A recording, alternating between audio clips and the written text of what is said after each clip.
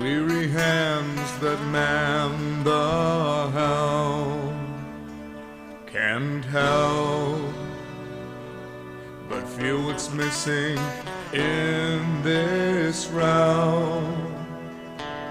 Still, they can't take the stars from me. Welcome back to Stellar Tales. This is episode 2, the only D&D actual play podcast where we play through pretend breakups. Shut up. That's something I told Emily we were going to do for the intro. Fuck off. What?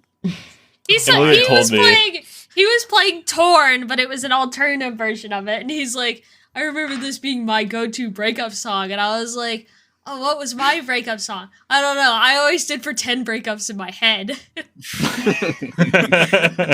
He's like, that's the most girl thing you've ever said. Wow. Pretend breakups. Pretend breakups, I had to right? prepare myself for when some idiot decided to break my heart. Some idiot. Yeah, fuck that guy. That imaginary guy. High school relationships, am I right? I only had 2. Wow. That's 2 more than I had. That's crazy. Huh? What? Sorry, 2 parts. Anyways, my name is Corey. I am the Dungeon Master. We didn't really figure out how to do this yet. Nope. Ian. Ascending order in Discord. My name is Ian, and I'm playing Bryn Hale. My name is Daniel, and I am playing Cole. I am Zach, and I am playing Leroy. Name's Mo, and I'm playing Wesley. I'm Emily, and I'm playing Wilma. Here we go. Now we got actual proper intros out of the way. Let's do a real quick recap. Not a whole lot happened. Only the most important setup for the rest of the campaign. So back home at a town that has yet to be named, we met all of our heroes. Bryn, you had woken up in the morning to your backyard being destroyed by a freak meteor shower. Cole, you heard about the meteor shower on a radio. Leroy, you watched it on TV. Wesley and Wilma, you didn't really know anything about it outside of Wilma, who had a hole in her farmland that she thought was wolves and covered up instead of interacting with. Bryn. The damn gophers. Yeah, the gophers. Damn gophers.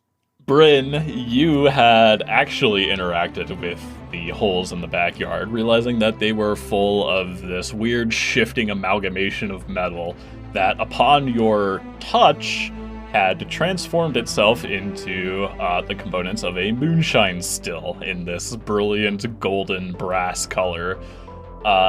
You brought it over to the Fujo distillery where Wilma and Wesley worked. Cole was on his way there just to get a taste of that new alcohol.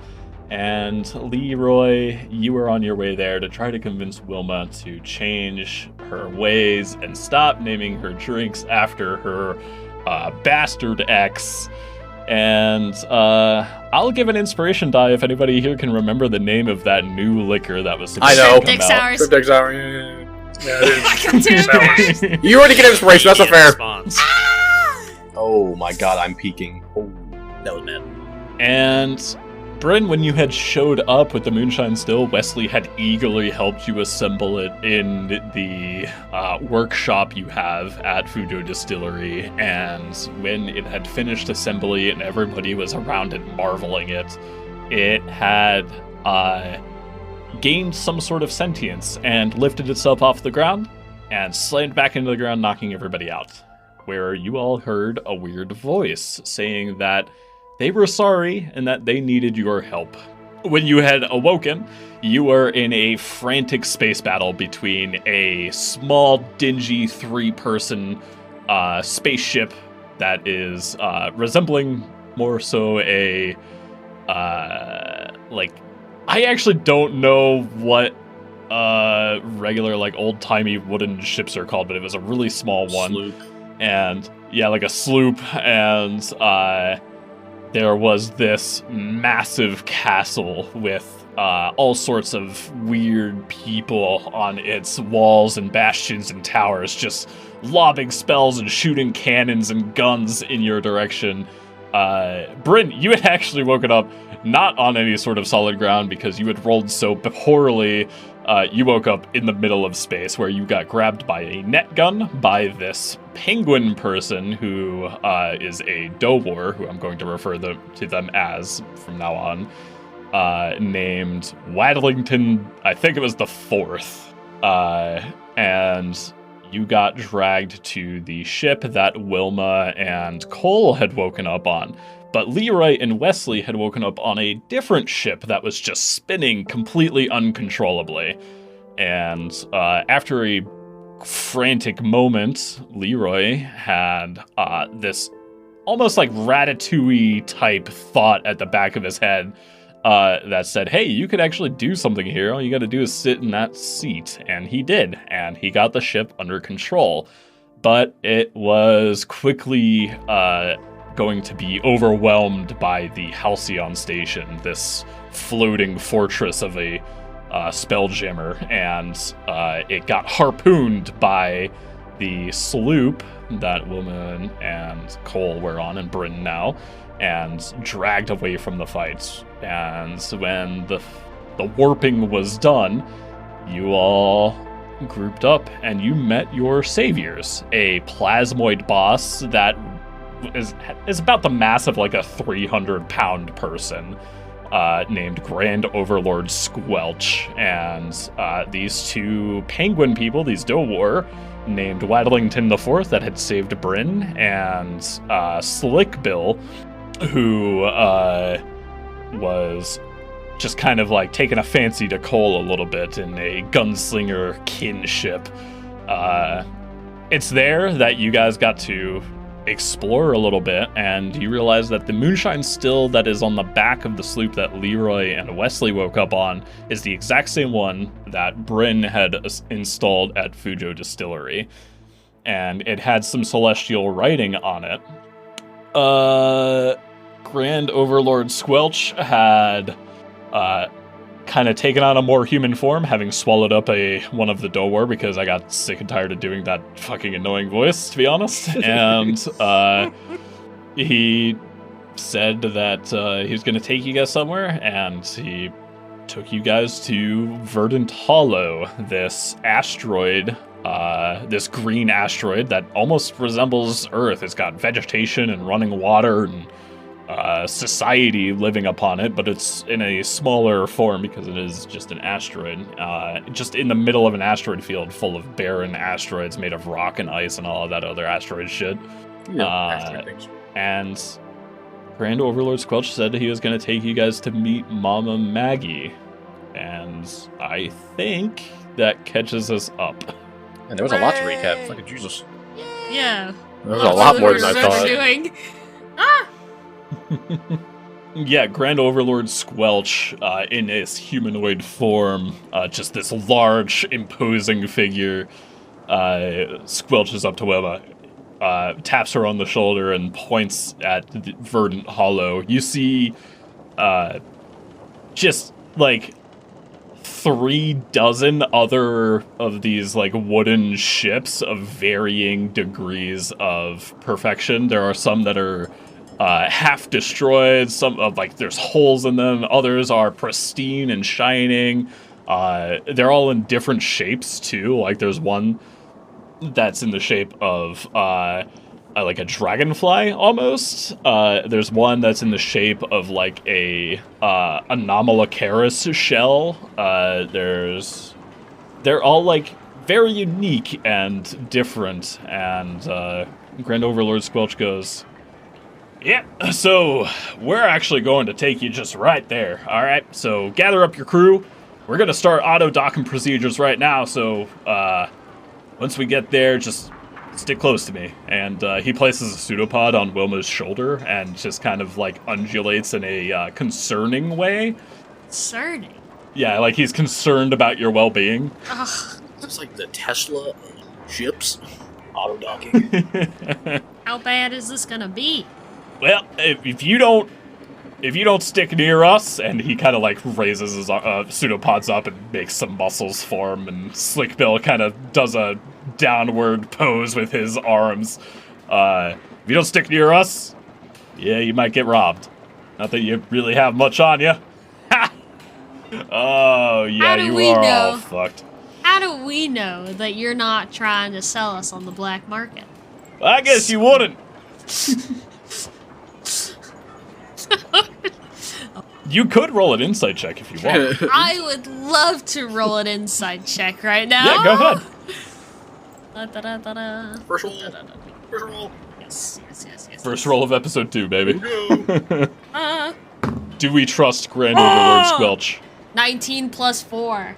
That's a 23. Oh, yeah. You get the sense that Grand Overlord Squelch, while being this imposing figure, is more so imposing in a fatherly way. They are actually genuinely looking out for you as a stranger that they had just picked up in the middle of this fight. They want to make sure that you are taken care of. You are clearly not from this area. Like, you guys just kind of appeared and started freaking out. And he picked up on that, and he's been trying to take care of you, but he doesn't really know how outside of just being this imposing figure, so he's just kind of there being imposing. Like, can I, like, look towards Overlord Squelch and be like, do people normally, like, appear on your ship? Is that a... Hell no! Okay. What do you think this is? Some sort of weird shit? No, people don't just normally appear, especially not Spelljammers spinning out of control like y'all were. A what? Spelljammer? Oh, shit. Is that like the opposite of a spelling bee? All right. You know what? Gather up your crew. Just stick near me. I'll take you to Mom and Maggie. How's that? And he steers the ship closer to Verdant Hollow, and it just kind of like... The whole ship kind of violently moves side to side and locks into place as it starts slowly entering a orbit with these other ships. Has anyone stated what they are, like as far as the Grand Overlord Squelch and the Penguin people? Like, do we know what they're called? Or do we just like, it's a giant Overlord slime? That's a fucking talking penguin. Yeah, and a talking penguin. Is that where we're at? Grand Overlord Squelch did call the Penguin people Dowar. Okay. You did hear that last session. Okay. Yeah.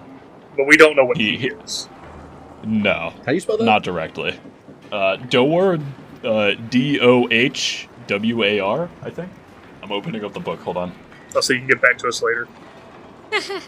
A, B, C, D. Yes, I was correct. Dohwar. Good job. I know my alphabets. Yay!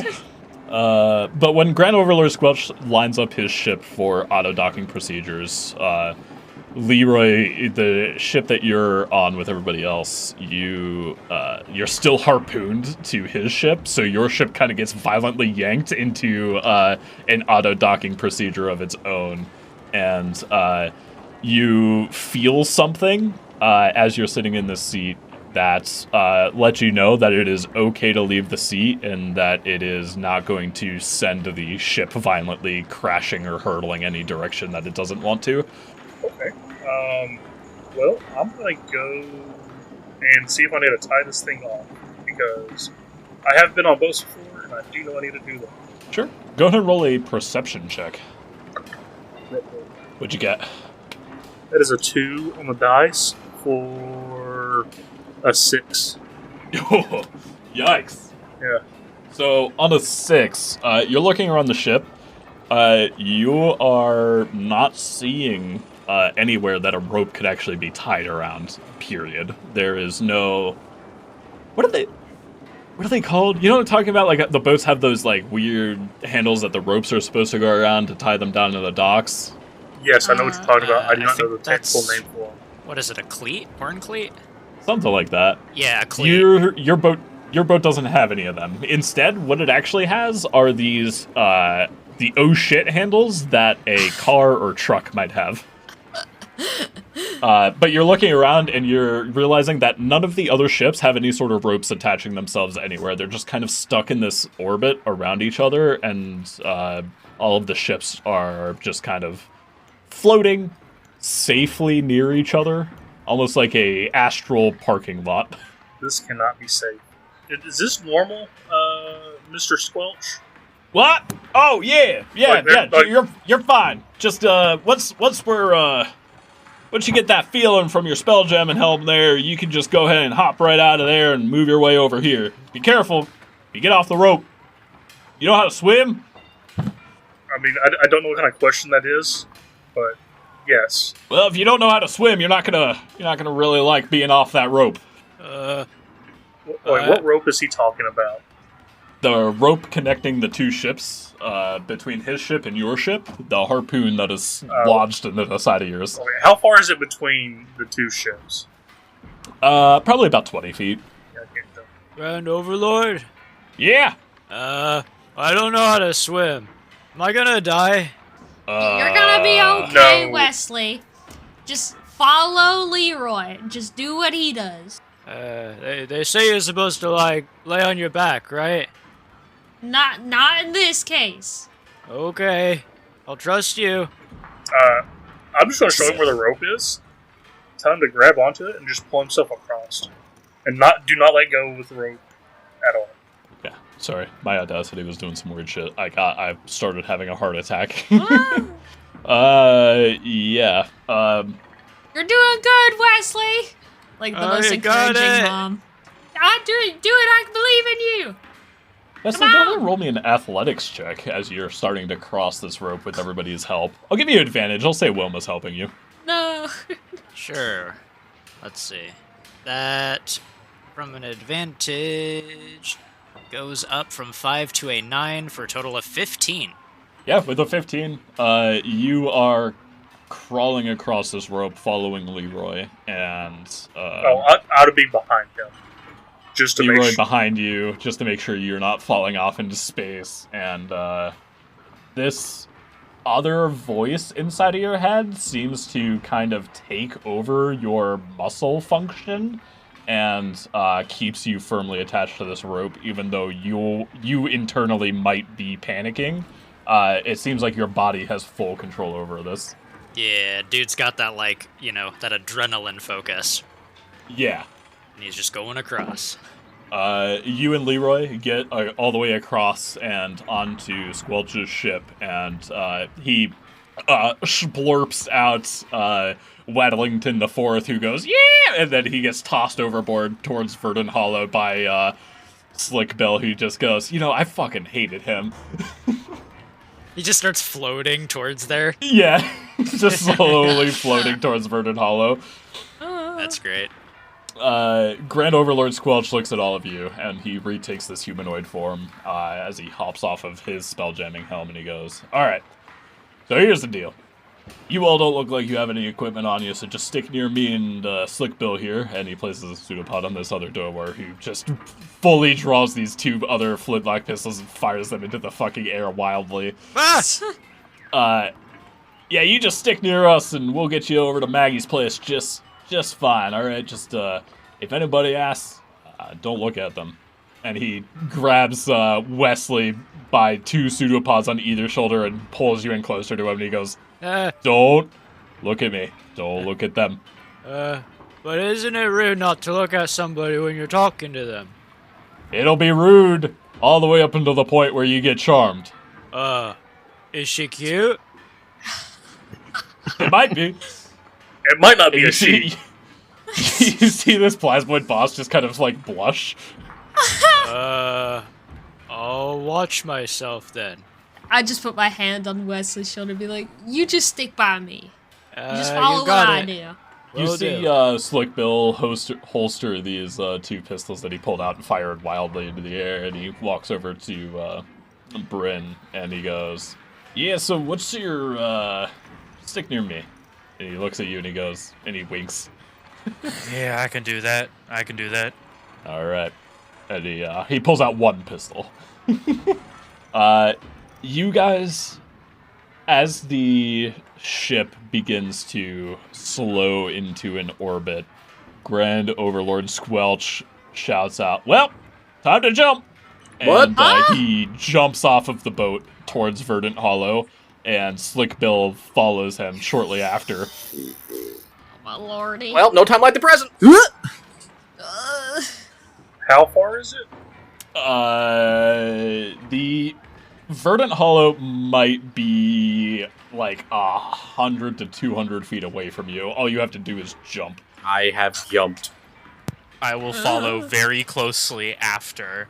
Vern will kind of just like slap his hands on his thighs and go, well, as Cole said, no time like the present. And he'll kind of how divers like jump back off the boat, he'll jump back off. Ooh, hell yeah. Already comfortable in wild space. Not comfortable, more so just so bewildered and terrified of the situation that he has no choice but to be comfortable with shit. I'm just sitting back and watching. I'm waiting to see if they land and if it's alright. Wilma's choosing to stay back. I'm waiting to see if it's safe. How close is she to the edge? Don't you fucking dare. I'll fucking kill you. It's up to her, I guess. I am stepped back. I'm watching y'all jump, and I'm gonna wait. And then I'm gonna look over the edge and make sure you all didn't splat. So, like, maybe 10 feet away. Distance. Okay, I will wait. I'm not gonna leave them on the ship alone. Okay. Leroy and Wilma hang behind. Bryn jumped off. Cole jumped off. Wesley, what are you doing? Jumped off? He's just, like, staring, like, trying to look brave, but he's, like, pretty scared. Oh. Wilma? Yeah? Can you jump with me? You can hold my hand. Okay, thank you. Alright, let's count down. 3, 2, 1. And then he just pushes off with all his might. I can imagine that he almost like jerks like Wilma's hand. It's just like rips her off the boat. He's like an anchor. He just yeah, you down exactly. Yeah, Leroy, you see that just kind of fucking leap off. I imagine you might follow now that everybody's leaped off. Yep, I'll just casually jump off. Alright. You all jump off, and you land pretty slowly, actually. Gravity, you're unaffected by gravity, even though you're so close to this large astral object. And when you get within 30 feet of Verdant Hollow, you begin to slow down, just completely of the asteroid's volition, as if everybody had Featherfall cast on them. And when you land in the middle of a bustling cityscape. There are buildings and houses and all sorts of strange people running around. Other plasmoids. You see more of these these penguin people with these human hands, and you also see these kind of pig-like people that are skinny with loose and kind of wrinkly skin, and you see some elves very clearly that you guys would be able to actually recognize as elves just based off of the pointy ears, and even dwarves just from like Lord of the Rings watching during your time back home, and just all sorts of strange creatures around here too. Robots. There was these little 3 to 4 foot tall robots, vaguely humanoid shaped, wandering around as well. And when you land, Grand Overlord Squelch reassumes his plasmoid shape, this big blobulous mound of slime. And Slickbill just has his gun at the ready, and they kind of both look in all of your directions, and Slickbill goes, "All right now." And he looks to Cole specifically. "Keep it ready, all right? Anything could happen around here." Wilma's just like shaking her head in amazement, like, I cannot believe what I'm looking at, and what the frick? Yeah, there was totally something in that still I set up. Hooligans probably left something in there to burn when I turned it on, because Tolkien races, wherever the hell the rest of those are, gravity's fucked. Asteroids should not be able to support life. We high. We are high. Well, considering I didn't drink from the still or anything. I don't think any of us drank from the still. No, I don't mean nobody drank from the still. I mean when I, turned it on. something must have burned in there, got into the air, we breathed it all in, had a shared episode there. So you're suggesting that we're all sharing the same trip? Oh, no, I think all of y'all are just a construct of my mind, and this is my trip. All right. Pinch him. Stay with us. Don't leave the group. Oh, I have no intentions on doing that. Well, and you'll kind of like motion to, I gotta get used to names. Yeah. Slick Beak. Slick Bill. Oh. Slick Bill. There we go, Sleek Beak. We're all... Slick Bill, was it? Yeah. Yes. Feel free to lead the way, or whoever leads the way. I don't know. I'm taking the back. Sasquatch. Yeah, so you guys begin following Grand Overlord Squelch and Slick Bill through the city upon Verdant Hollow, and obviously, Grand Overlord Squelch is going to be at the head of the group, and Slick Bill is going to be at the back of the group with the rest of you guys in the middle, but who is behind Grand Overlord Squelch? Me. Okay, Wilma, go ahead and roll me a d20 then. It's a 6. Don't get us all killed. 1 second. The DMs continue to silence, followed by "Give me a second." I know. He's checking the table. He's checking the freaking quiet for spreadsheet. so long. I'm just looking for shit that's not going to kill a level 3 party in spell check. Oh my god! Hey Google! Hey Google AI! Hey Chat GPT. Hey Grok. Okay. XAI. Tell me. Hey, Grok AI, yeah. We don't fuck with AI in this house. You guys are being led through Verdant Hollow, and Grand Overlord Squelch is... you see, like, his form, his blobulous form, a big hole is formed in the middle of it, as if he had been shot through the chest. And coming through the other side is a... extremely large cat dog-like caterpillar with multiple legs and a couple of like arms that are clearly arms. It's just kind of raised up in that way. And as they come through, you see they rip out some of the rations that Grand Overlord Squelch had within his form, and begin devouring it voraciously. And as soon as they finish it, before Wilma, you can even fucking realize what is happening in front of you, this creature looks at you. Its mouth is foaming, and you see its butt kind of like spins itself around and looks at you with these like puppy dog pleading eyes, and it spins around again and lunges at you. Go ahead and roll a dexterity saving throw. What the fuck? Is this a cat dog-esque creature? It is a cat dog-esque creature in terms of it's got eyes and a mouth on both ends of its body, but it is most resembling a caterpillar. 17. On a 17, that is actually really good. Who is standing behind Wilma? Wesley would probably be close to her. He All doesn't right, like this area. Wesley, as Wilma dodges this creature's lunge, it catches you a bit off guard, and you're going to take 2 points of piercing damage as this creature bites onto you. This creature is pretty large, actually. Not as big as you. I think you're a pretty large man, right? Oh yeah, Wesley's pretty big. Yeah, it's not quite as big as you. It might be more in terms of like the size of. It was like Saint Bernard sized, Cane Corso sized.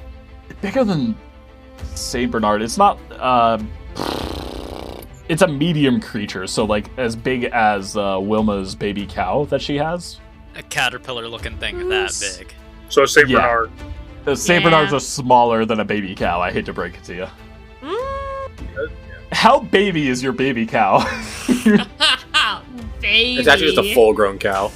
Yeah, is it like a newborn baby cow, or is it like a couple months old? It's gotta be a couple months, and they're not tall in a couple months.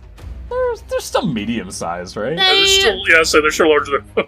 Their head would hit like your hip. Yeah, it's about that size. It's longer than it is tall. That's a Saint Bernard. You enjoying the podcast? Let us know if a Saint Bernard or a baby cow is bigger. Yeah, hit me up on Instagram. It's a medium-sized creature. You get bit for 2 points of damage. What do you do? He's probably gonna try to like shake it off, like try and grab it and throw it away. Okay, Get some space. Go ahead and roll a athletics check. Alrighty. That is a 6. At 6, that's a 12. Out on 12? Yeah, you easily toss this thing to the side, and as you do, you see Slick Bill from the rear just shoot it right in the head that bit you. And the other half of its body, the head that looked at Wilma with these pleading eyes, just begins to scurry off back into the city. And nobody here actually seems to really care about the gunshot or the fact that this attack happened. It seems like this might just be kind of normal. Is this an outlaws post? It might be. What the hell was Cover that? Moose's eyes. Wesley, I'm gonna need you to bend down so I can look at that real quick. I think I'm okay. I'll show you the. Yeah, I was like, I'm gonna look at the bite. It's mostly superficial. Oh, didn't break skin. Hurt more pride than it did actual body. Yeah, Grand Overlord Squelch reforms his body and he goes, "Damn sirloins!" And he goes, "Slick Bill, fucking start blasting in that direction. Gotta make sure they know we're here." And Slick Bill goes, "Yeah," and he starts just firing a volley of these pistol shots in the direction that creature that bit Wesley. And after about 10 seconds of Slick Bill just kind of firing wildly, he stops firing, begins to reload, and Grand Overlord Squelch walks over to you, Wesley, and he goes, "Are you okay?" Yeah, I think I'm fine.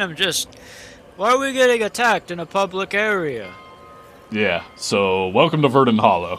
This is just kind of a place of all sorts of misfits and outcasts and kind of a lawless land, and quite frankly, that's the way we like it.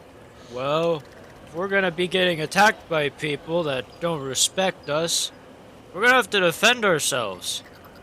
Yes. Yes, you are. Can Maggie help with that? Oh yeah, she can. Her place is actually right over there, and he leads you guys just like another 2 blocks from where you got attacked into Maggie's place. Maggie's place. Oh God, do I have notes of Maggie's place? I think I do. Of all the notes that you have made, you did not make notes of this one place. I meant to. Probably spent too much time trying to edit my eating sounds out. Oh, I don't. Oh, I do. It's a different doc. Okay. Maggie's place is a 2-story typical like ranch home that when Grand Overlord Squelch leads you to the front door of, you realize that standing just outside are a couple of these kind of like, I gotta pull up the page to be able to describe shit fucking with like words. Hold on. What are Artucks? What do the Artucks look like? These like plant like octopi sentient creatures. You see 3 of these plant-like people that are just kind of tending to various creatures outside of Maggie's place.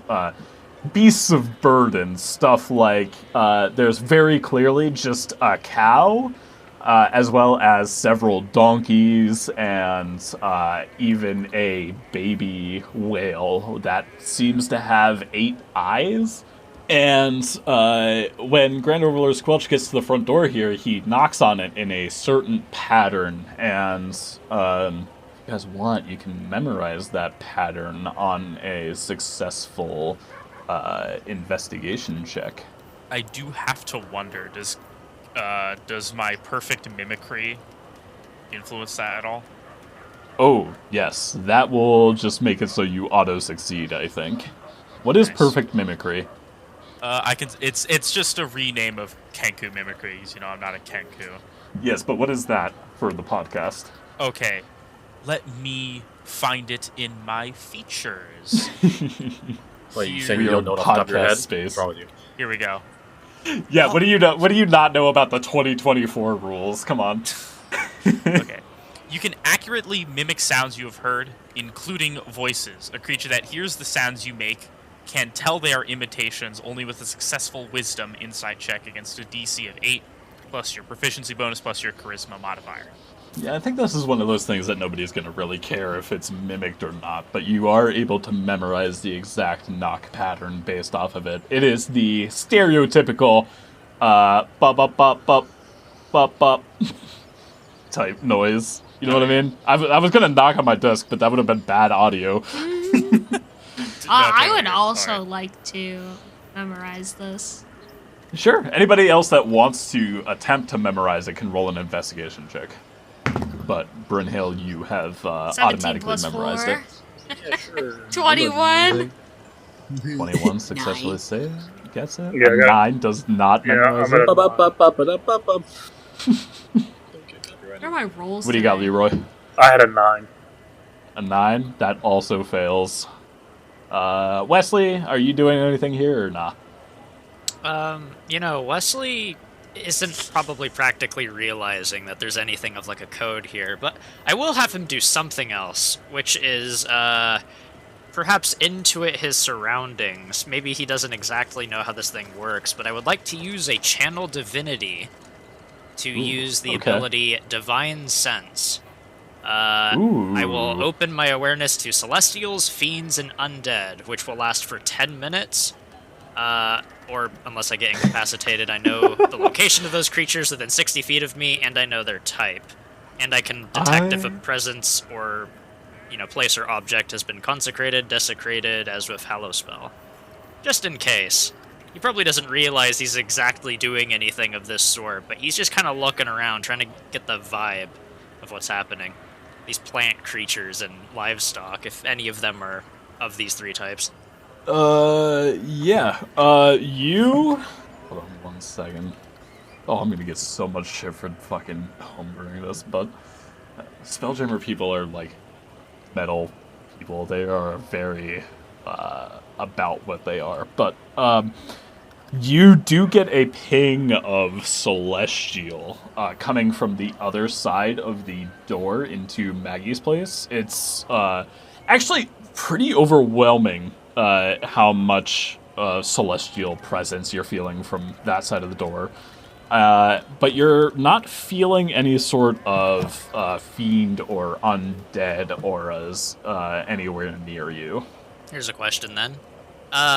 Considering, that we kind of come from the earth as we know it, so to speak, what is the feeling that I get of what celestial would mean?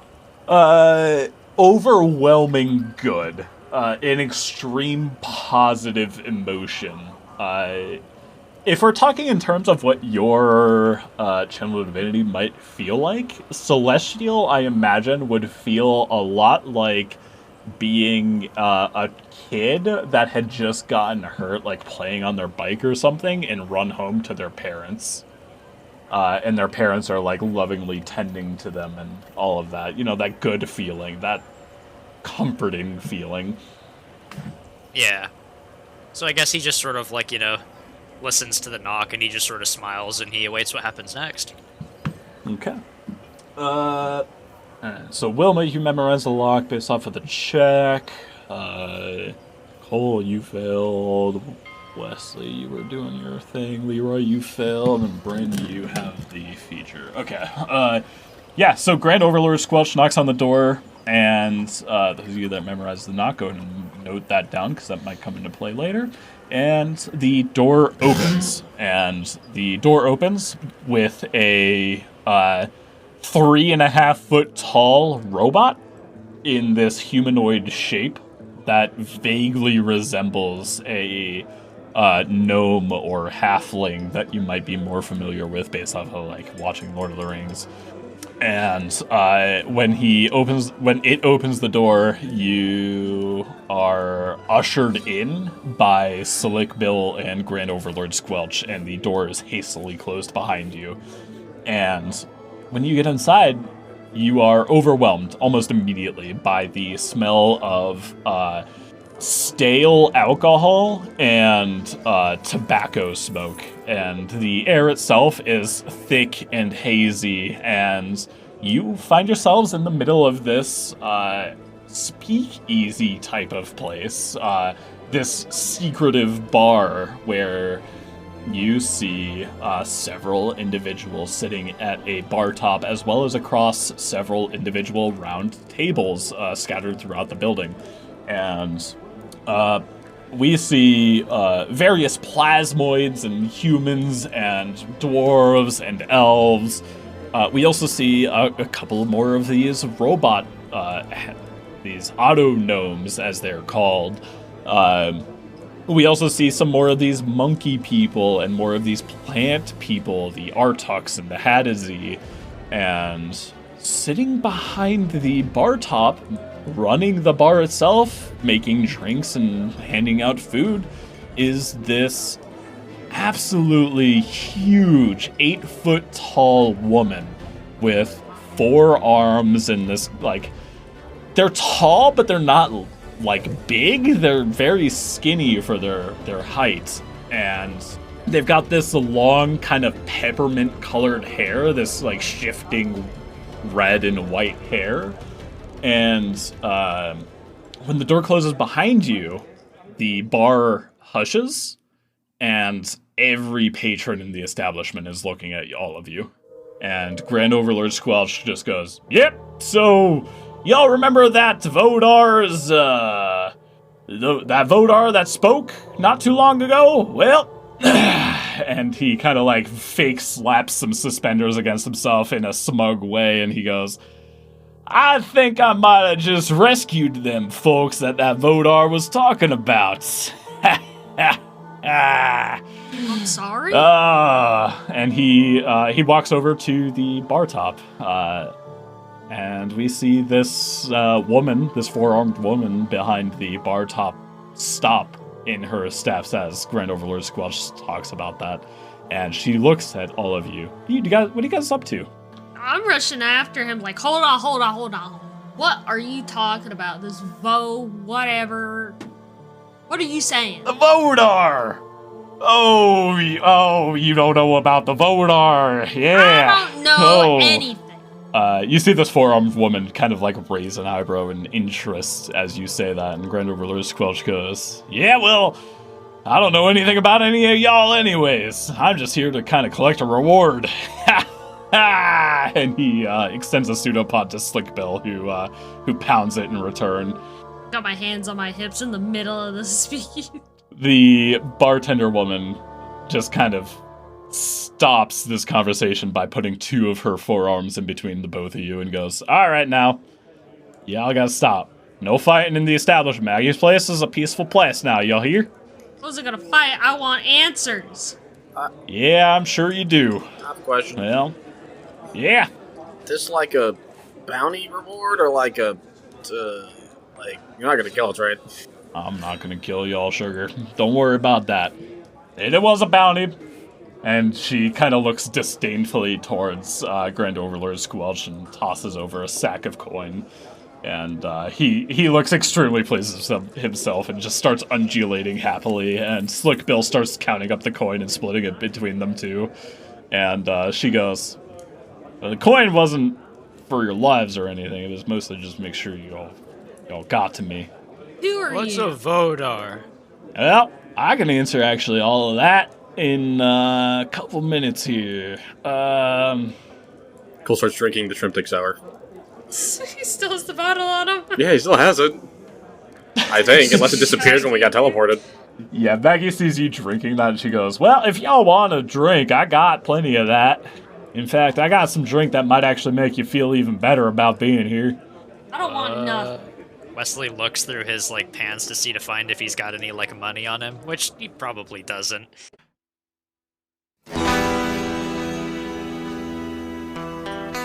Hey, it's Corey. I'm just going to cut in here real quick, just as a mid-roll type of thing, and shout out a couple of people here. We got some background music that you're probably hearing from Gelfie Studios, Michael Gelfie, GelfieStudios.com, I believe. off the top of my head. That's where I got all the ambient tracks of music that you're probably hearing. The intro song and outro song, our show's theme song, is Twilight of the Gunslinger, and you can find that on YouTube under Orctimus Prime. You can also find the person who made that song on Fiverr under Newt Nelson, Knute Nelson, and I think that's it for music at the very least. I want to give a special shout out here to a couple of people though. First of which is our number one fan on Instagram right now, Cheryl Mason. Shout out to Cheryl. I think somewhere in this episode, I'm editing it as I'm recording it right now, but I think somewhere in here that she is named after an NPC. And then I got another person, Zach.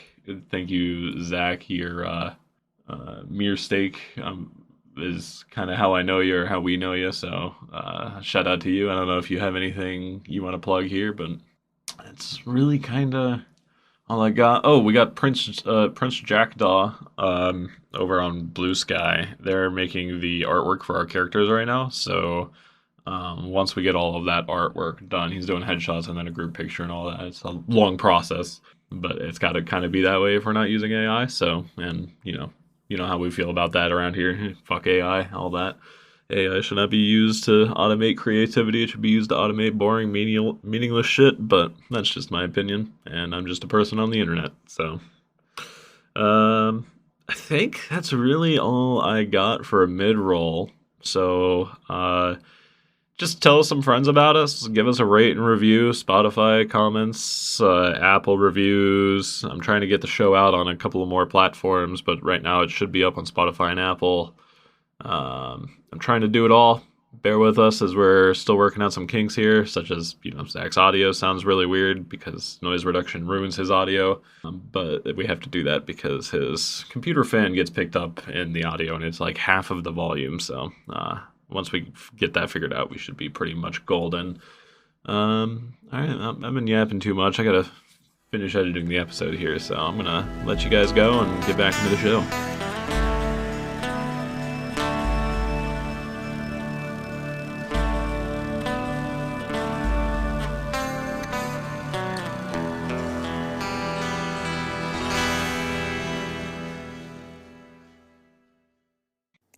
Bryn's gonna take it because, actually I'll say that in character. Yeah, I wouldn't mind one. Free or not, I needed. Alright, we got some fucking fine meat around here, sugar. Do you have water? Oh, I got water plenty. Water, I barely know her. Water? I barely know her. You see a fucking auto-gnome next to you replicate, laughing to himself, slapping his knee.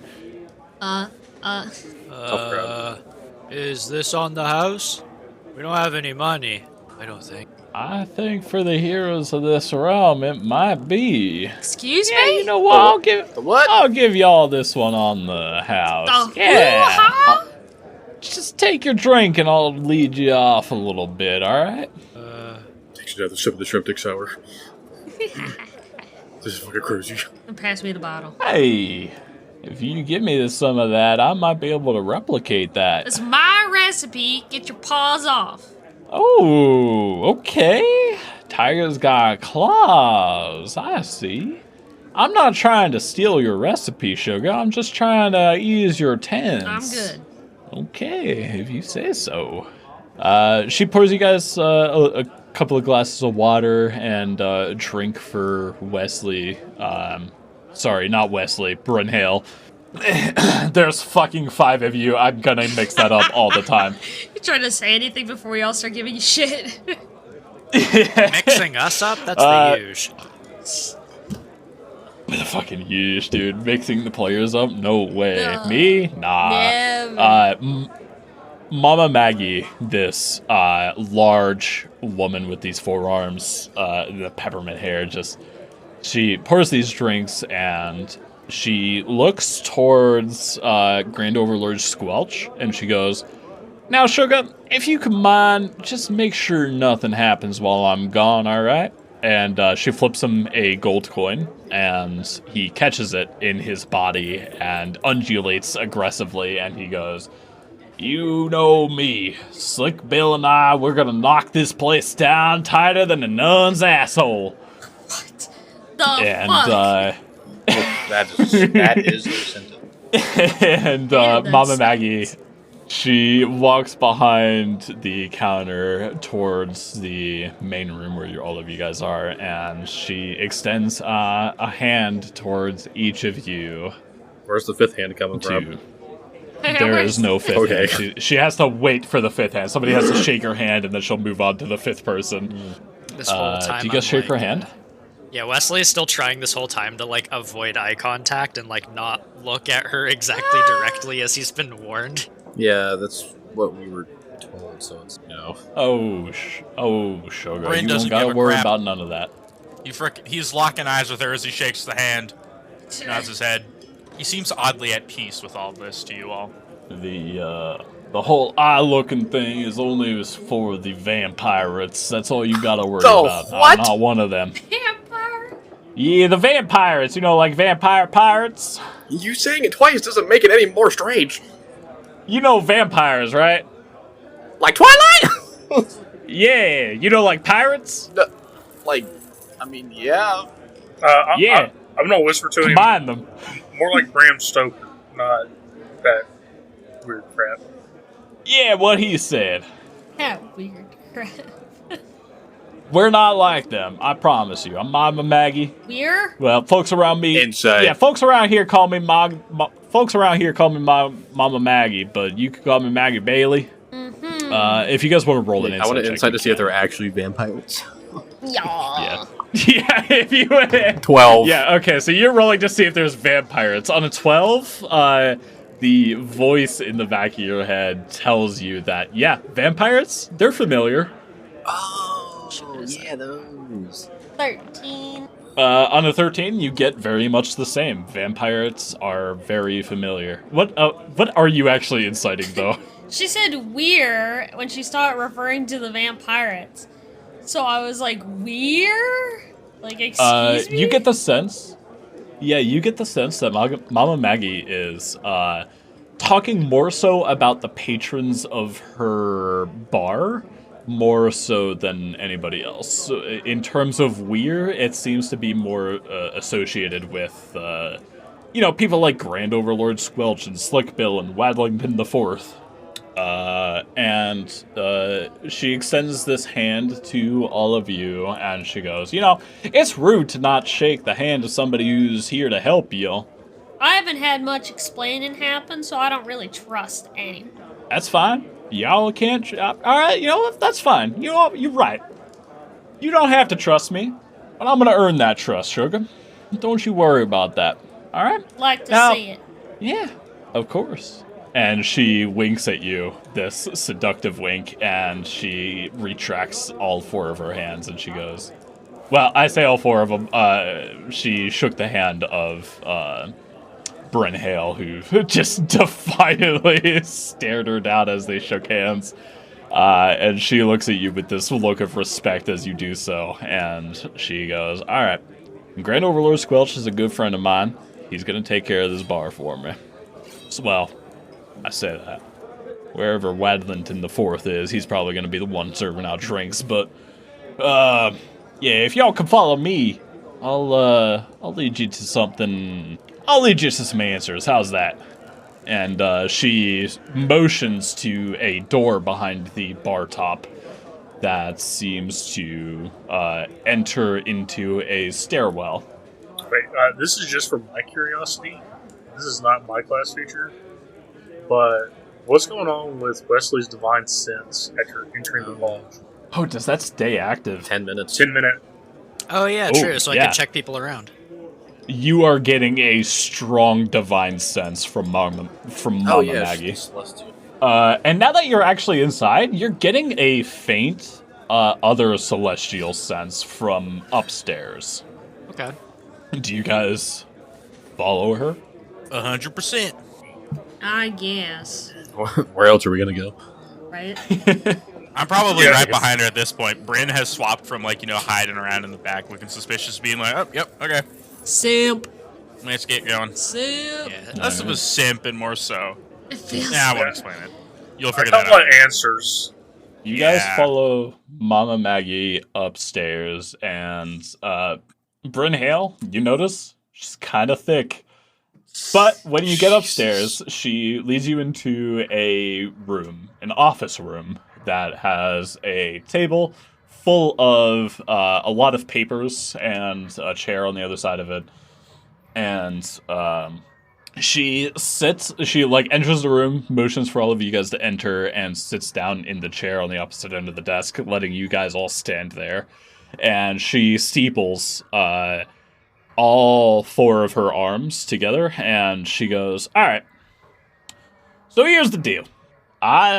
If Grand Overlord Squelch is to believed, you all might be the saviors of our realm. What? And I know that might be a lot to put on y'all. Yeah, what indeed? That's a lot to put on y'all. Especially considering I don't think y'all are from our realm. Now, let me ask y'all something. Do y'all know what a Kindori is? No. No. Would I know what a Kindori is? No. You can roll a nature check if you want. Fuck off. Let's go! What? I'm so good at those. Let's see here. That'll actually be an 18. On an 18, that voice on the back of the head takes control briefly and imparts information about a Kindori onto you. It is a large, 8-eyed space whale. Ooh. Yeah, so, Brand, while he's sitting there, this information kind of comes to him, and in his head, he's thinking, oh yeah, this is totally a dream. I just know stuff I wouldn't normally know. Yeah. He's gonna say, it's one of those, multi-eyed whale things, right? Huh? Yeah, correct. How you know that? Dream magic. What? I'm very curious about that as well. I'm starting to think you brought us here, Bryn. Yeah. I was like, this That's is what why I've been saying this whole time. I'm high as hell. You're blown out. Oh. You are are blown blown out. We're in I your did blow out, my bad. imagination right I'm now. high as hell, and y'all are in my dream. This is my dream. Yeah. This ain't a dream. This is not a dream. It could be. I swear to God. I I haven't believe seen him. any proof that it isn't. I punch him in the shoulder. Go ahead and roll the hit. Me or him? Him? Why would I You're punch? punching I think me. Cole is punching Bryn Hale in the shoulder, right? Yeah. I missed. It's It's a playful punch. You Hold punch on. him in the shoulder, but it doesn't do any sort of harm to It's a him. playful punch. It is a playful punch, yeah. But Bryn, you do feel it, and you do not wake up. Huh. He's gonna look to Wesley. I know this is a hard ask, but could you try that? Except maybe harder. You want me to punch you? Yes. I won't be mad. I won't be upset. Just hard as you can. Mama Go Maggie for it. folds all Nail of her arms, me. and she goes, "Yeah, you know what? Go ahead, go through all your checks." I really don't want to do that, but if you No, insist... go ahead, punch him. While Wesley is wiffle waffling on this, can I just sucker punch Bryn?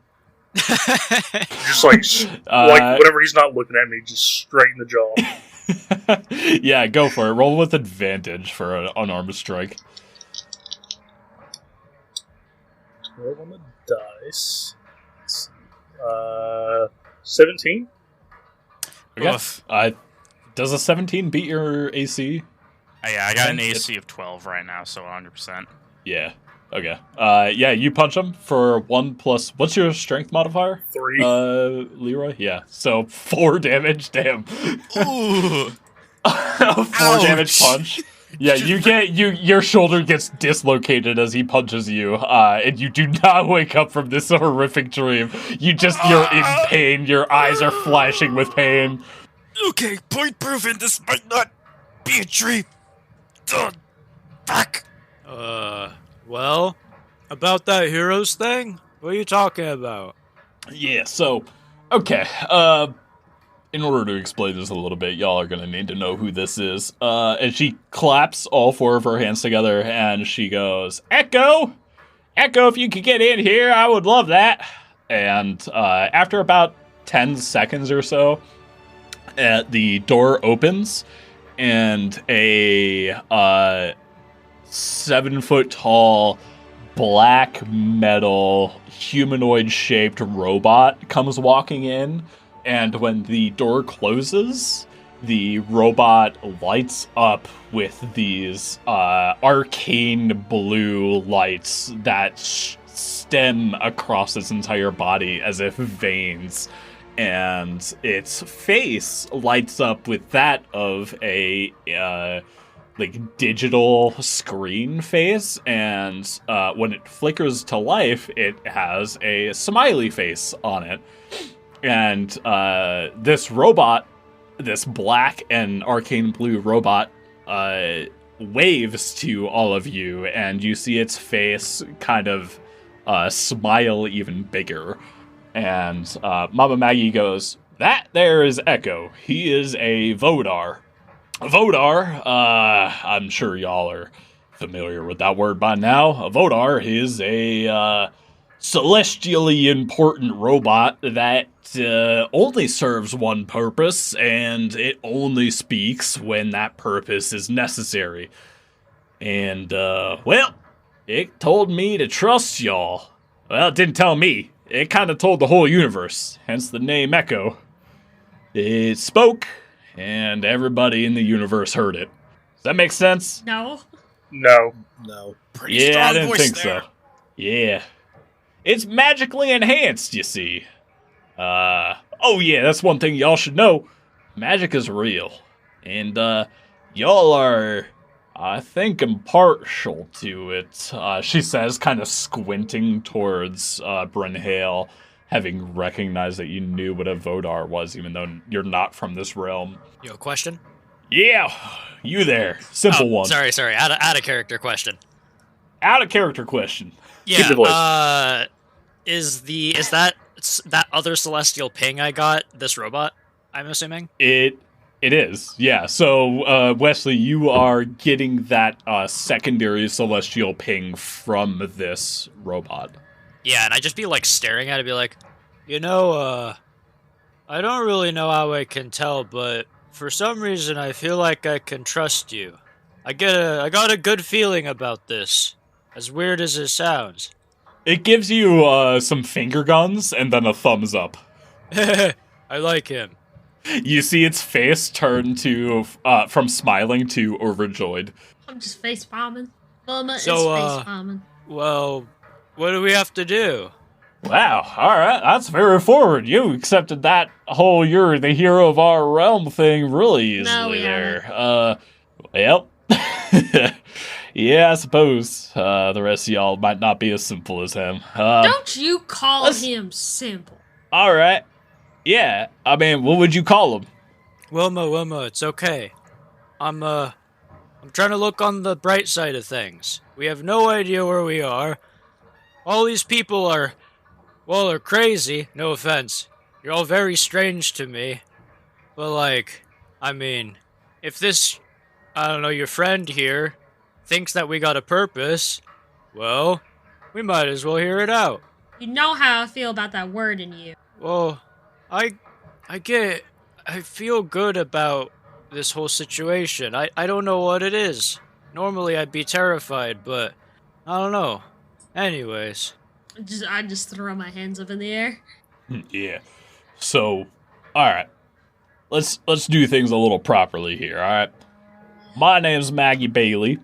You can call me Mama Maggie, Maggie Bailey, Maggie. Don't matter to me, as long as it's got some form of Maggie in it.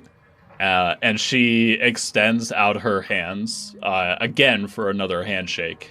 Do a handshake? Yeah. Alright. You want to do a handshake? Begrudgingly. Yes. Alright. Leroy? I do not reach out my hand yet. I'm still skeptical because she still hasn't explained why we are here. Alright. Which is like the main reason we came up here. Listen, 4 out of 5 heroes is good enough for me in my eyes. This Vodar here, a while back, said something along the lines of, they were never meant for this, yet they were the only ones who could see it through. Trust them, for they will find the way. Now, if I'm any sort of intelligent creature, I wouldn't suspect y'all of being from around these parts, which means y'all might not have been meant for this. Is that right? meant for what? Oh, sugar, there's a war going on, you see, against, magic and the law keepers around this part. And, I'm on the side of magic. Given how y'all showed up with Grand Overlord Squelch and Slick Bill and all them, I would assume y'all are on the side of magic as well. Given the fact that y'all didn't show up on the pretense of trying to kill me. I don't even know what magic is. Yeah, we were kind of just thrown in. We There was just a big got castle here thing. like 2 hours ago. Yeah, there was a big, castle, but... Oh, I think y'all know what magic is. In fact, I think y'all actually realize that magic is within you right now. I know what the magic of alcohol is. I don't know what this magic is. She looks over towards Bryn Hale, and she looks intently at you, as if knowing that you're hiding something from her. Right, well, about this whole magic thing, is not too wrong, and he's gonna kind of stand up, and with his shoulder, still kind of effed up a little bit, he's gonna kind of trace his finger around where, the joint would be, across, the folds of his skin, and then, very quickly kind of mumble something to himself as I'm gonna try to cast Cure Wound on myself. Okay. Go ahead and roll Cure Wounds. Please roll it. That is 2d8. I'm gonna roll it on Roll20 first. Let's see here. That would be a 2 plus a 3 plus a 3 for a total of 8 healing. Yeah, you heal up 8 hit points, and everybody else sees Brynhild kind of touch all over his body, and each point he touches emanates this green glow briefly as his wounds begin to heal up. And good as new, and he'll kind of give his shoulder a little. How'd you do that? Who the fuck are you? Magic. I'm Brynhild. Yeah. Always have been. Same me. Listen, I don't like to... You already know all this fancy crap. You've said nothing to us. No, I don't know what the fuck's going on. I get that. We're working through the steps now. Working through the steps. Very important. You apparently knew something Yeah. that we didn't decide to share with the group. Well, you have to understand that I have also just been thrust into a whole new realm and announced that I am one of the saviors of it. Suddenly, up until a few moments ago when I got my shoulder dislocated by a friend here, I thought this was all a dream. Yeah, you were the most happy-go-lucky fuck right here. I mean, yeah, it was pretty cool. You can't tell me none of y'all have had, any dreams, semblance, any wishes, be a hero, be cool, cast spells, do anything interesting or fun. Have you outside tried pinching yourself so you stop saying it's a dream? Because I really don't think it is. At this point, I know it's not a dream. Damn it, I'm just saying, in the real world. Back there. He's already pinched himself. He's been punched. Well, maybe he needs a few more punches, I'm just saying. See, this is why I didn't mention anything, because I knew none of y'all would understand.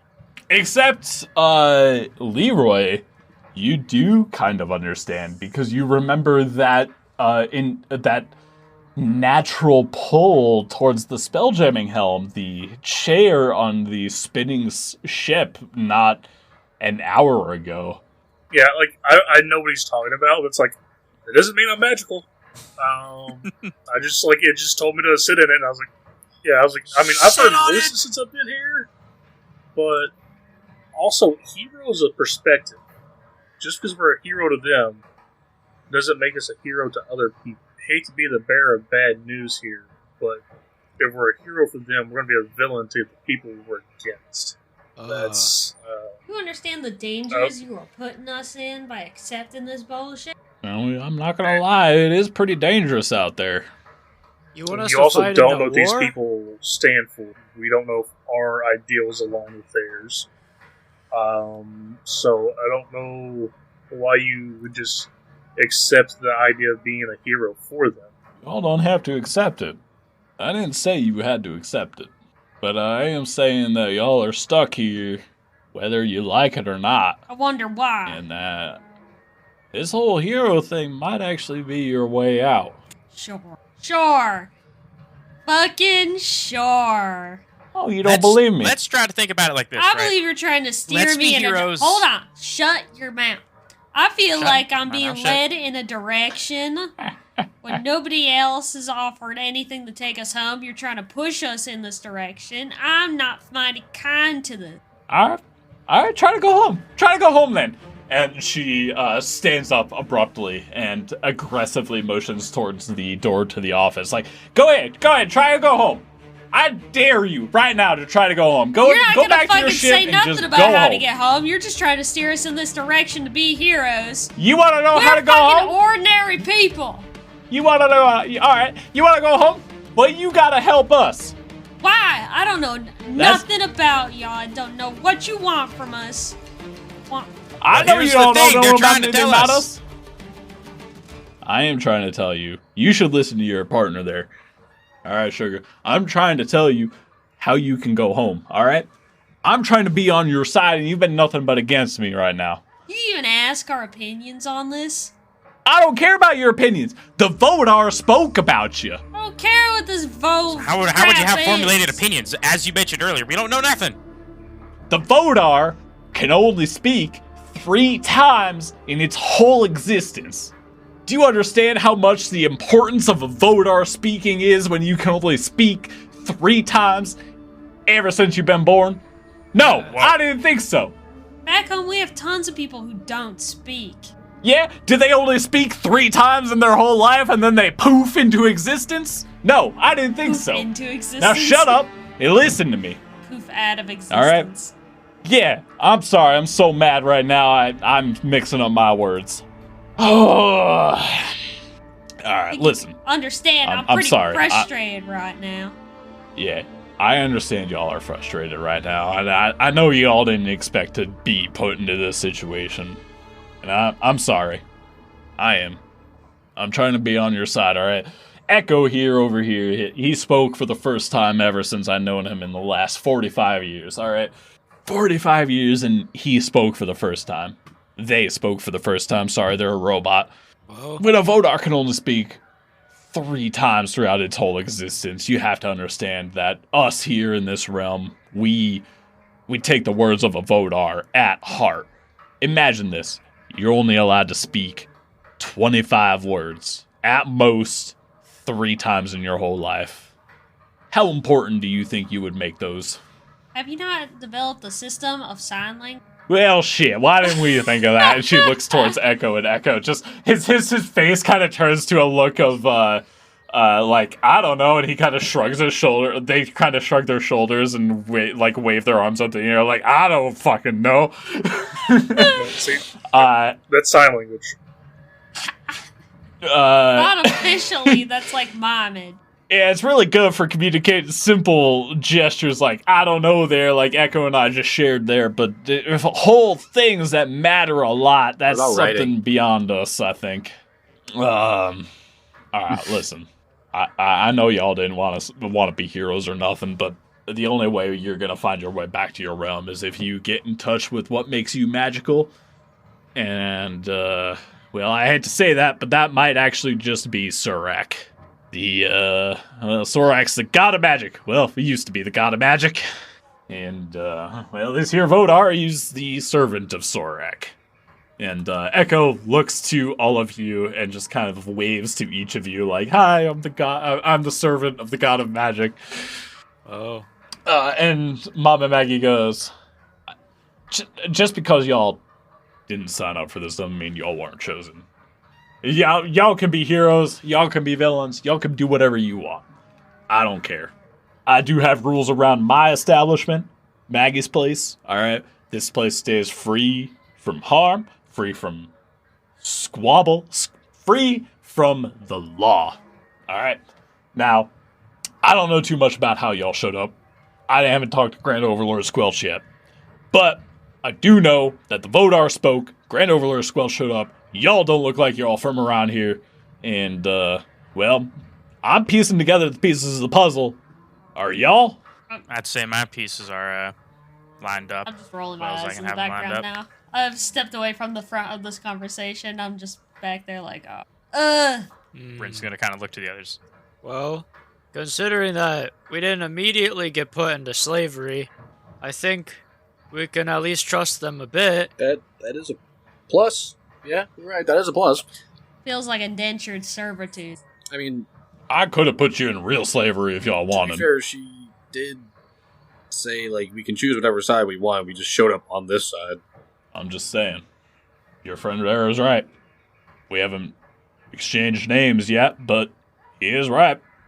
Y'all don't have to take my side of the story. Y'all could go to Halcyon Station and talk with them damn space elves over there and realize that, well, they're just gonna use you all for, their own gain. But we're here to actually free the people. Alright? We have recipes. We have ways. We know how arcane magic works. Maybe if we do some work for you, you can, I don't know, provide some things to us? I wasn't gonna send you out there without being fucking armored or geared up there, sugar. Now, come on. Trained? I'm Mama Maggie. I got a reputation to uphold. Well, taking a job couldn't hurt. If we don't like it, we'll find our own way. You're I'm just smart. trying to give y'all I'm some with him. answers. Because I I want to appreciate it, give I you really a do. chance. Will, Cole, Leroy, Wilma. In the back, crossing my arms. I mean, I'll get stuff. Yeah, sure. It's still kind of weird. Like, you're already, like, buddy-buddy with him. Brett, I'm glad. Still feels What weird. else are we gonna do? I mean, I don't know. We gotta do something. I mean, I'm not gonna not do anything. I'm just saying, it still feels weird. We have each other. We'll figure it out. Yeah. You're confident, Will. I'm not. I'm scared as shit right now. Confidence and courage, two different things. And I'd say you got both of them right about now. But that's neither here nor there. Maggie, Miss Maggie, I really appreciate what you're doing for this. I apologize for frustrations and whatnot running amongst us. This is, as we've all mentioned a dozen times over, very new. So Ain't no frustration here, sugar. I understand y'all aren't from around these parts and y'all gotta take some adjusting to. So if I can help y'all be on our side, I will help however I can. You understand that? Mama Maggie, if anything, is nothing but an honest individual, alright? I'm going to help y'all help me.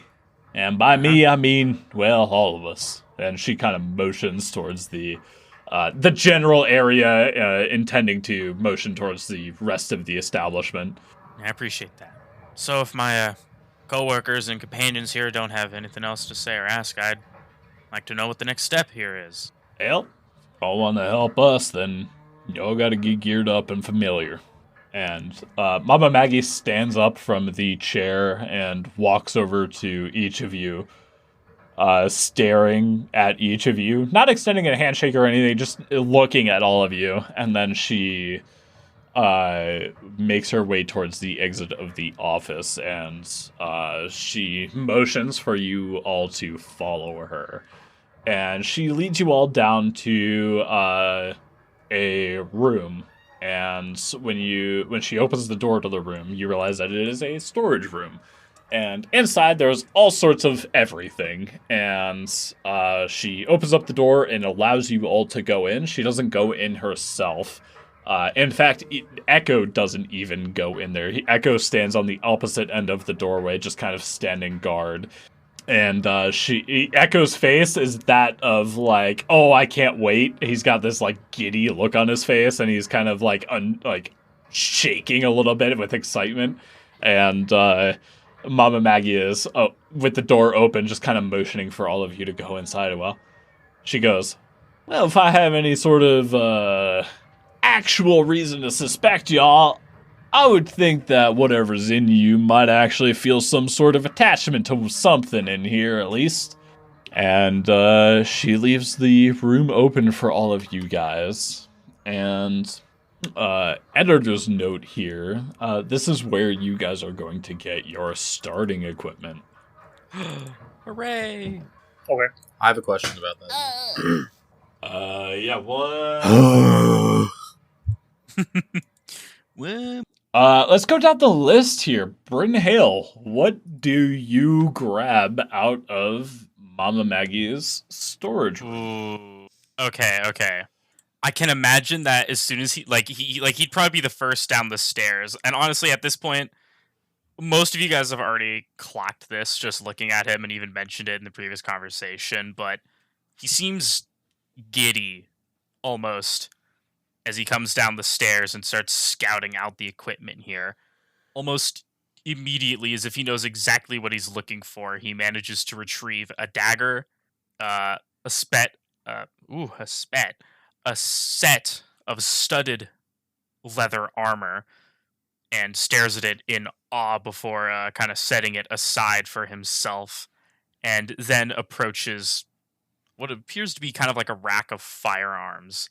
And he's going to start kind of looking along them until he finds a musket that seems to fit his fancy. He keeps like holding them, aiming with them, kind of like putting them behind him or whatever, kind of getting a feel for their motion, their weight, until he finds the perfect one for him and sets it in his little stack of gear.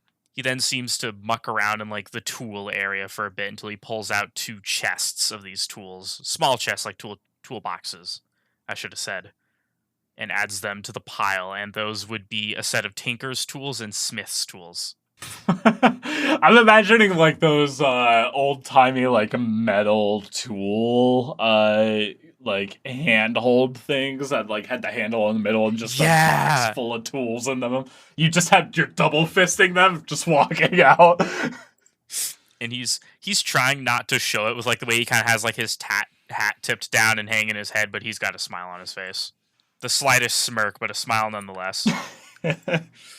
Oh man, that's fucking good. I love that. All right, Cole, what are you grabbing out of here? I'm grabbing an old-timey revolver, some leather armor.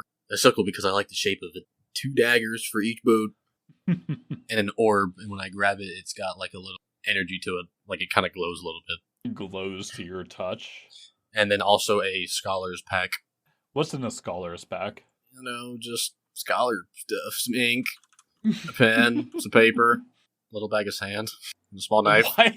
I don't know. There's a little bag of sand. Like a paperweight. A small knife? Yeah, my scholars come equipped with a pocket knife. And then pocket sand I can throw in people's eyes. Well, Yeah. The sand's used for ink writing. Is it? Yep. How?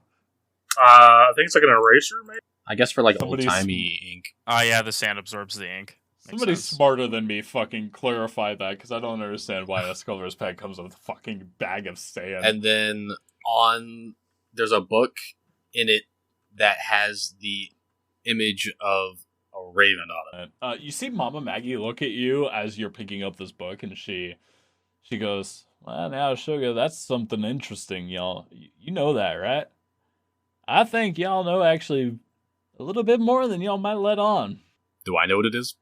You do not. I think your body kind of instinctively picks it up. Almost like that voice in the back of your head is taking a little bit of control here and picking up that book for you. Okay, so what the sand is used for is to, if it's a rough writing surface, it's used to kind of smooth it out. And sometimes it's if it's not sand, it's used to kind of like dry the ink a little bit. Okay. I don't know why you would want to dry the ink, but yeah, I'm using it as pocket. I'm gonna throw it in some. I fucking can't wait. Leroy, what are you grabbing here? So I guess I'm grabbing a chain shirt, a shield, a mace, a priest pack. Sorry about that. Let's see here. What else is in there? A spear and a short bow. And then I guess, like, I see a holy symbol that kind of draws my attention, maybe? I don't know how that works. I wouldn't be looking for it, but I do get one. Hold on. Potential editor's note. Have we decided who God is, or do you want to leave that up to me? We were working under the assumption, was it Sarlacc or the Sorak? Sorak? Because so I thought we talked about that because we were going to use him instead of creating a pantheon or anything because he's part of the story, and Yeah. he was like, "Here's you some divine magic," but like I'm not like betrothed to him. I guess would be the phrasing. But yeah. You find this Sorry, what was the object you were grabbing again? Holy symbol. What does your holy symbol look like? What is his holy symbol? I don't know. I'm assuming like it just kind of catches my eyes. Like, It looks. His holy symbol looks a lot like a Prince Rupert's drop. This indestructible glass teardrop shaped object that is it's unbreakable in sense of it has a really high melting point and shatter point, but there is the like very tip of the teardrop is extremely weak. So it's like an upside down Prince Rupert's drop that's set on a necklace. okay. Just this hole drilled through with a piece of twine made for making this a necklace. Okay. All right. And Wesley, what do you pick up? Well, probably what's immediately going to grab his attention is equipment and supplies that he's kind of used to at home. I'd imagine it's almost like, in the corner where all the dust has settled and there's probably some cobwebs, you'd find like an old like a leather bound like kind of like a tool case, but it's more just kind of like like a flap that you fold open and there'd be like wrenches and hammers and stuff like that in there.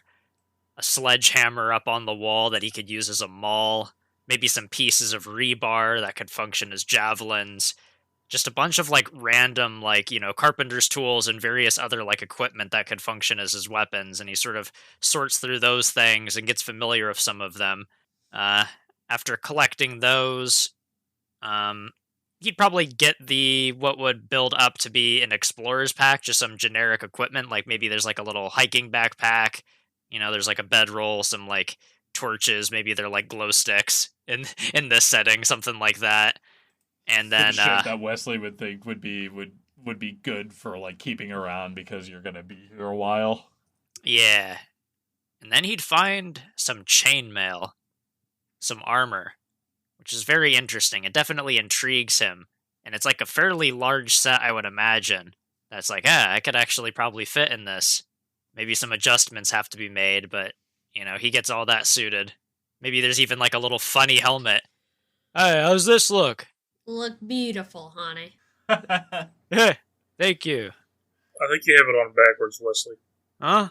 Then he like folds the thing around the other way. Oh, there we go. I was wondering why I couldn't see. All right, and Wilma, what do you grab?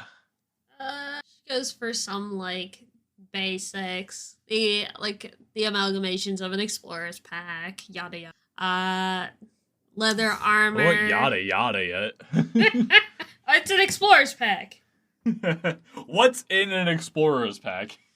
A tinderbox, bedroll, mess kit, rations, water skin, like the basics for any kind of stuff. like, for going Explorer out. stuff. Even just like general, like even cowboy camping, you would want that kind of stuff, What is cowboy camping? It's when you go out with no tent. Oh, okay. You just sleep on the floor. Like actual legit camping. That's cowboy camping. Yeah. Keep going, sorry. Get that. Get some like basic leather armor, a shield. I see a sickle. I've used the sickle out on my farm. And just a quarterstaff. It's a big stick, walking stick. That's what she's thinking. All right. It is important to know all of you guys are rummaging around this room, gathering your individual time here. That probing voice in the back of your head is mostly in play, actually, for the choices that you're picking. So, like, the armor and weapons, even though you...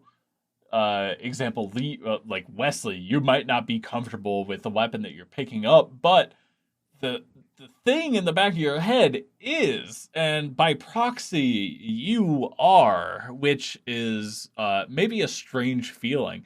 And in fact, all of you guys are feeling that same feeling as you're picking up and putting on these armors and picking up these weapons. Like, these are all medieval fantasy bullshit that none of you guys would really have any sort of experience with outside of maybe Wilma with the sickle, but yet you are comfortable wielding and wearing and holding. And Wilma, as you pick up the last thing here and everybody starts strapping in their armors and everything, Mama Maggie walks into the room and goes, well, I think y'all are actually a little bit more comfortable than y'all might lay it on, because, I mean, shit, Leroy, you fit in that armor well, and Cole, damn, you look good in that, and holy shit, well, I don't actually know y'all names. I don't know how I know y'all names. I'm sure at this point... let's introduce each other. I'm Mama Maggie, as she says as she's blushing and like rubbing some of her hair behind her ear. Wilma. Wilma, hey, you look good. I want you to know that. I know y'all. You might not trust me. I feel like I'm gonna sweat like hell. Yeah, you might. Well, I'm Leroy. Well, I think I like my body armor better than this. Leroy, well, I think you look good in that. It's rather slimming, actually. You look good. Why is she hitting on everybody? We were warned is she against hitting on this. everybody, or is that just hospitality? I don't know. It sounds like she's hitting on everybody. Feels very sexual. It might be. It might be. Mama, don't swing that way. I'm Cole. Hey, Cole. I'm Mama Maggie. Hey, I don't know what you got going on, but you got that kind of mysterious stranger thing going on, so I'm going to leave that be. Thanks. Hey, you know what? Yeah, if you ever want to open up, Mama Maggie's always here. I guess She looks towards... real quick. Yeah, she looks towards Wesley. What's the what was that god of magic? Is it Surak? Sorak. Let me post it. Yeah, because I realized here and I sort of missed it, but because I'm playing a paladin, I'm gonna actually need a holy symbol for the material component for a lot of spells. Which means I'd imagine that he might just be kind of like actually not like really paying attention, and he's just sort of rummaging through, and he finds like a little I guess it'd be like a brooch or like a pin of some kind. He'd sort of look at it, smile, probably just thinks it looks cool. There's like just sort of like connection to it. He sort of like pins it on like through one of the loops of the chainmail. He sort of stands up, turns around. The visor on his helmet just kind of like falls down on accident. He pushes it back up. Wesley, pleased to meet you again. I think I love you the most. Thanks. Bryn Hill, the only one who is fully dove into the... Mm-hmm. He's gonna say, Bryn Hale. The only one that gets referenced by his last name as well. Yeah. He likes to mention his last name. I gotta say, you're the only one with a last name, and also, your last name kind of rolls off the tongue well with your first name. Damn, Sugar, you look good in that. Thank you. Figured it had a calling for me, and he's gonna kind of rotate his shoulders around. Oh, how do I describe this? I'd like to say his attire here is a bit more along like the kind of colorful, medieval, rather than like the washed out, bland, boring ass Hollywood fantasy Pink armor. like the Vikings?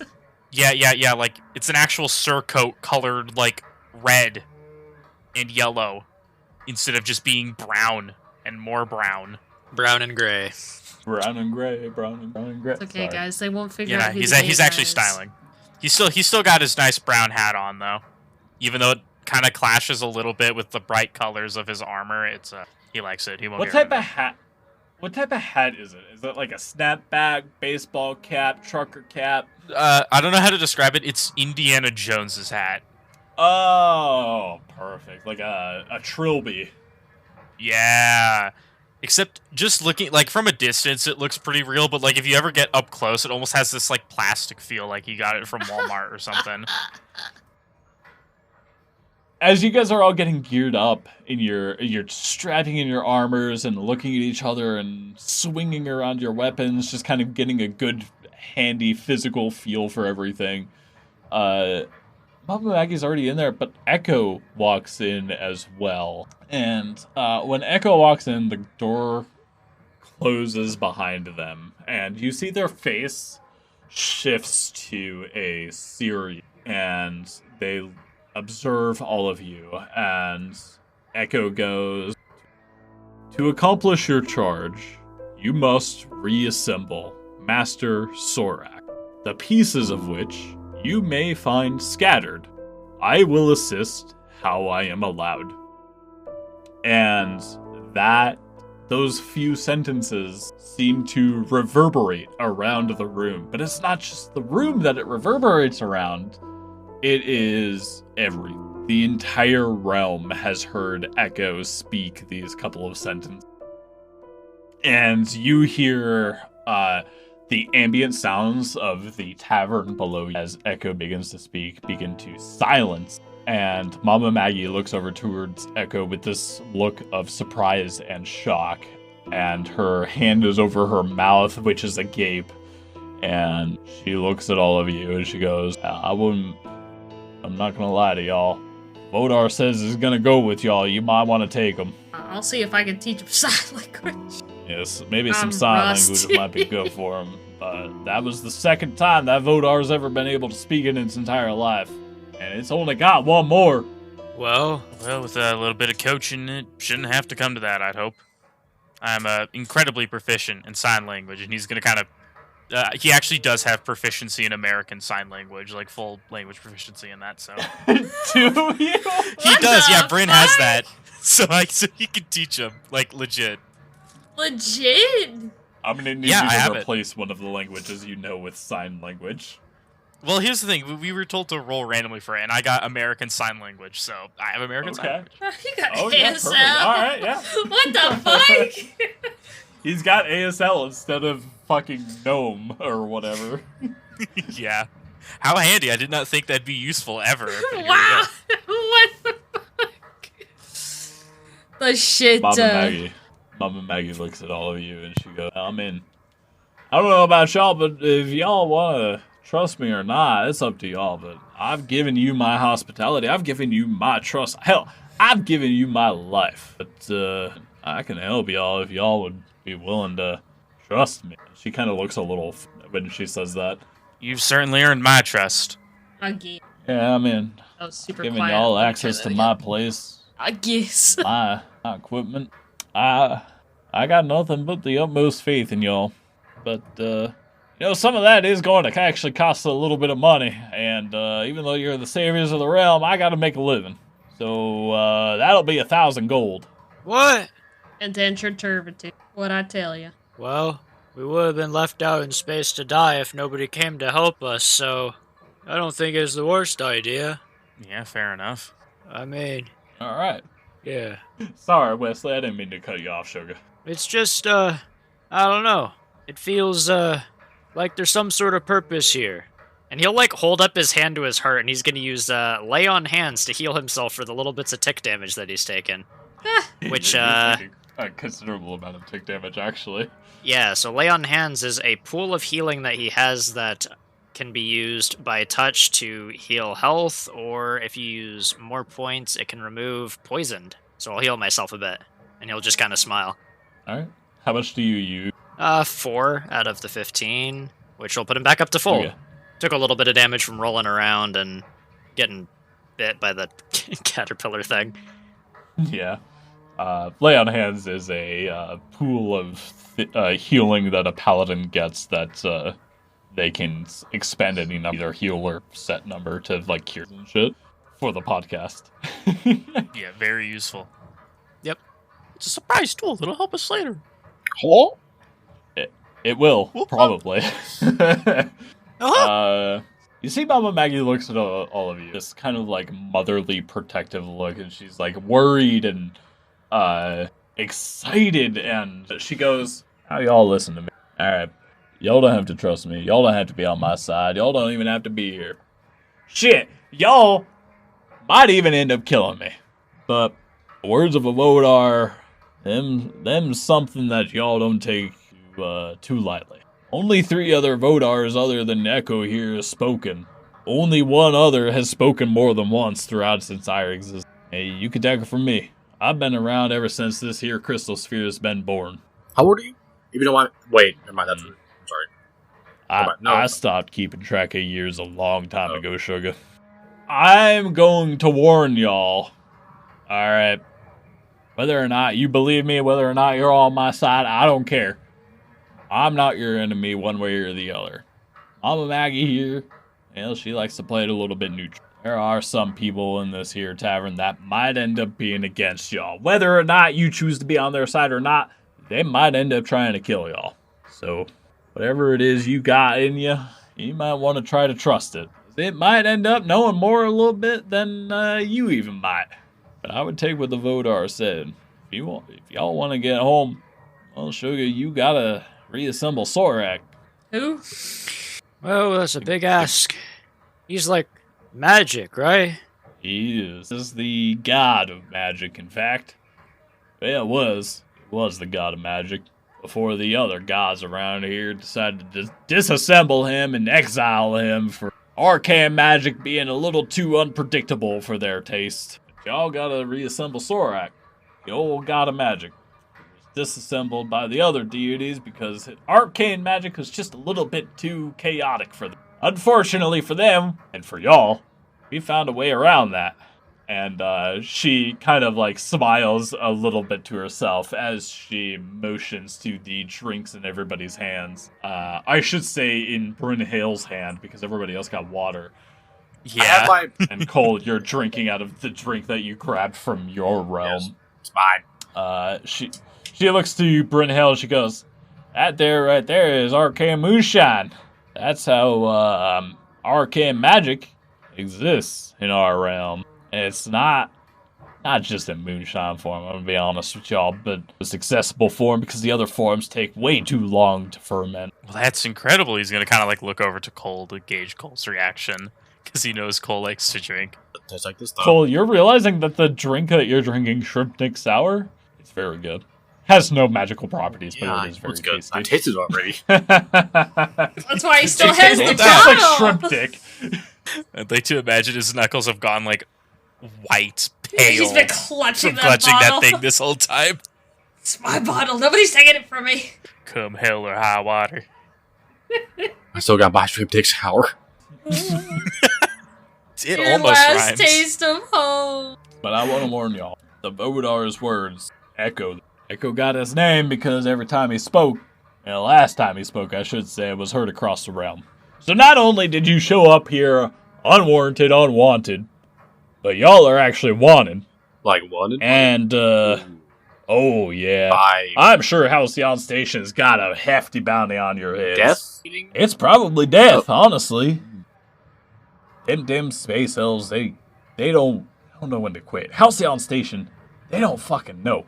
Alright? We're trying to keep magic to the people, right? And they want to keep arcane magic away, right? Divine magic, nature magic, that's all fine in their eyes. They don't give a shit about any of that, but they care about arcane magic. What the hell is that?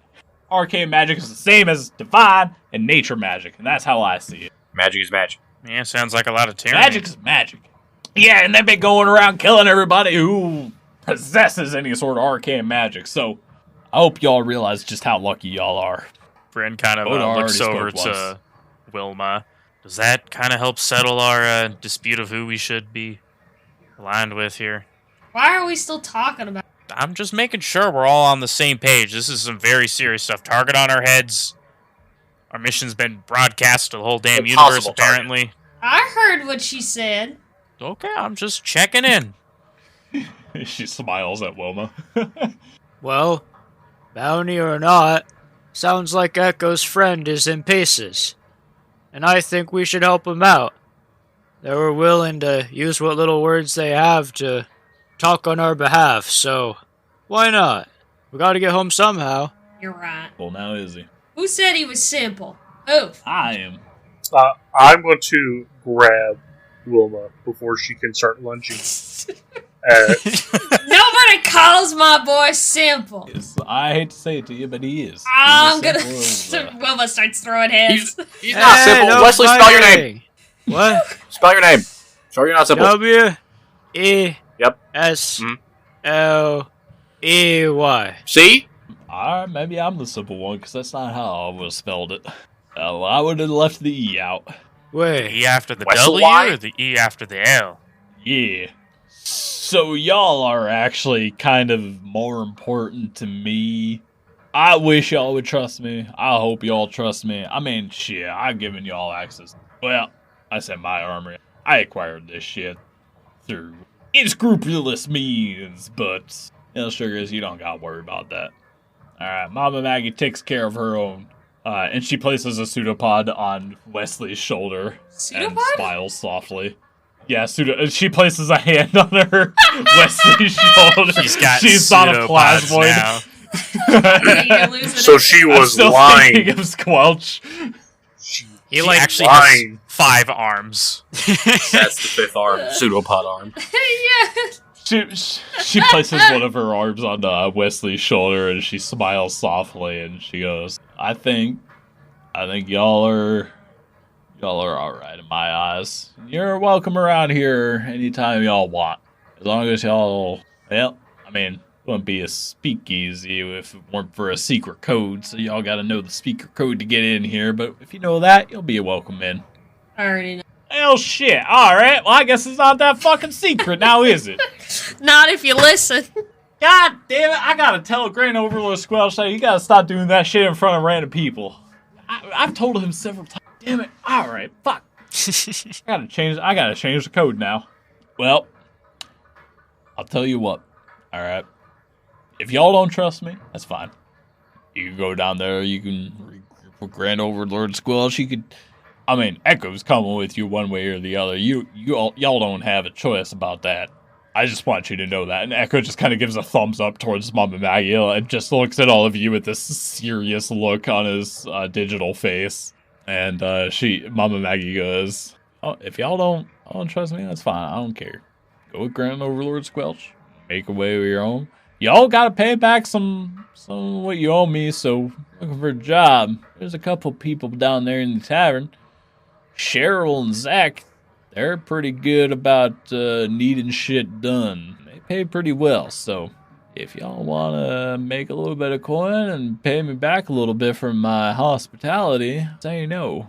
That being said, Echo spoke for the first time, or for the second time, I should say, and she looks over towards Echo, who gives a thumbs up again, and she goes, spoke for the second time in his entire existence. If y'all weren't wanted, you are now.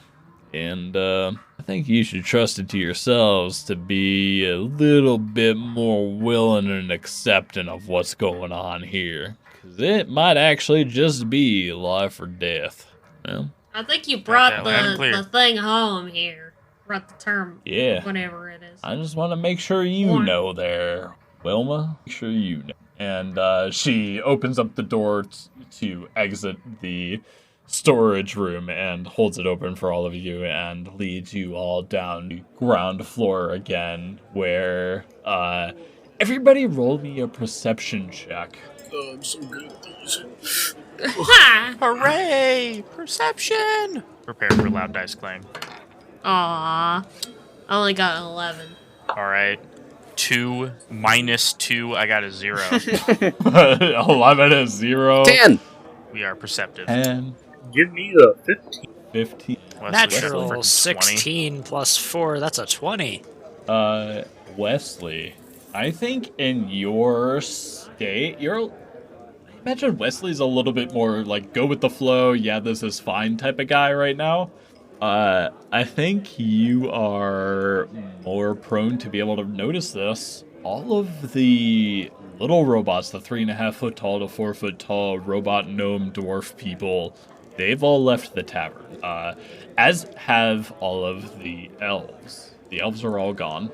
The bar itself is just left with a couple of individuals. You see a group of Hadizee, age and gender, and you see a couple of smaller tables. There's a plasmoid with another Dowar. You see Grit Welch with Slick Bill, and Wadlington the Fourth has re-showed up and is loudly protesting to the rest of them, like, "Hey, what the hell was that? I deserve some compensation." And you see another individual in this tavern. This average size, like 5.5 foot tall woman with this mottled, like teal color skin, and just surrounded by these small, like actual real life sized jellyfish just kind of floating around her. And I think that's your session where you guys get back to the table, now having to make money or decide what you're gonna do. Let's all become homeless. We'll just waste away and die. No! Would be a really good story. I know, right? Like, hey, you know what? Let's just drink and then die.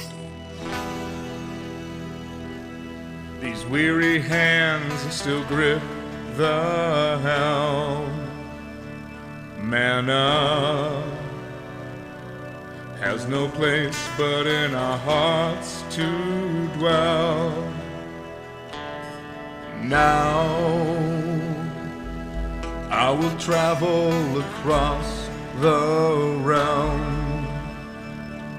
I've got some goods to sell.